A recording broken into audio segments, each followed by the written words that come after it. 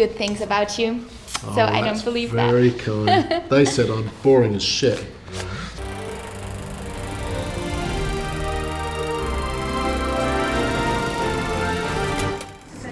Oh no, we're out before. Pretty much, as you get the first line, we'll come out and then we're out. We're going to be over you. All right. Okay. So this is just where I was. It's just purely for the travel.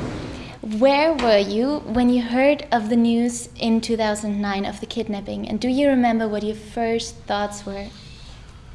Well, that's the first time I've been asked this question. Yay! Exactly, that's good. The truth is, I didn't really know the story.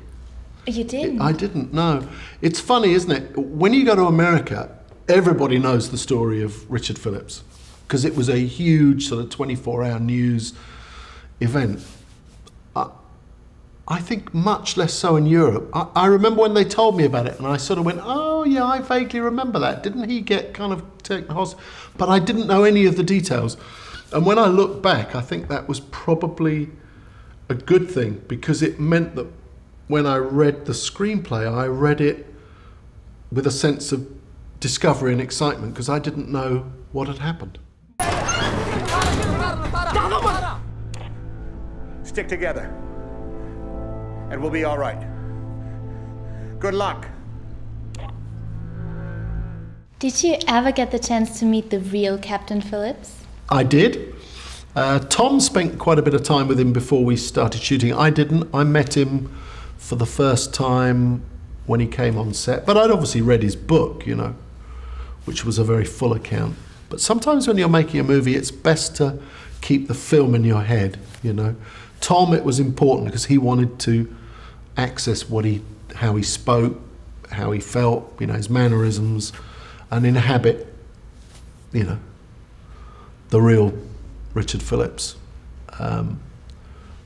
But we did meet and we became friends, and he came and saw the filming, and then he came and saw the finished film a few weeks ago, which was an exciting moment too. Do you know how he liked it? Did you talk about it? He did like it very much.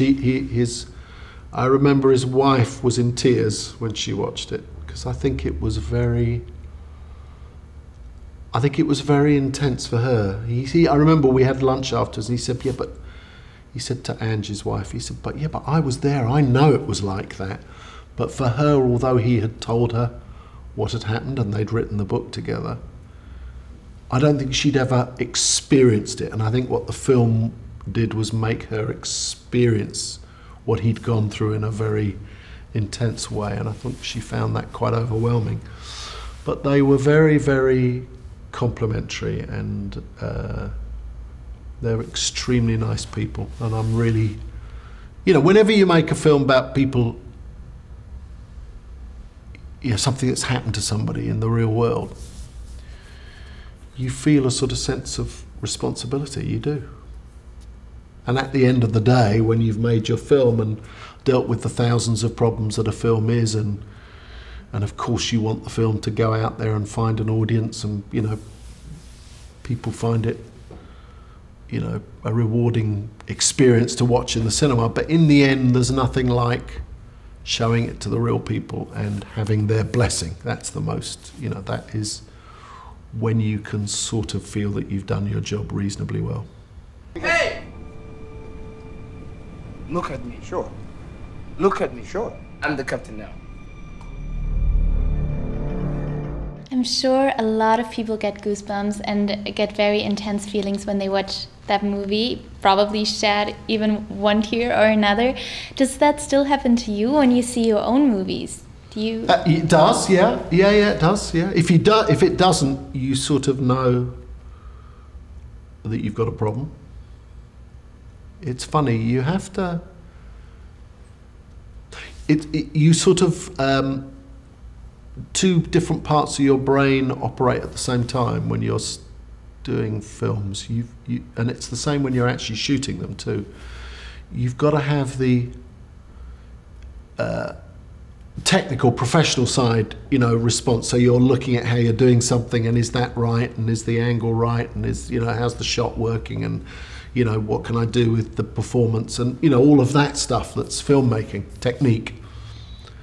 But you've always got to have also readily accessible, the part of your soul that is responding to what's happening in front of you emotionally.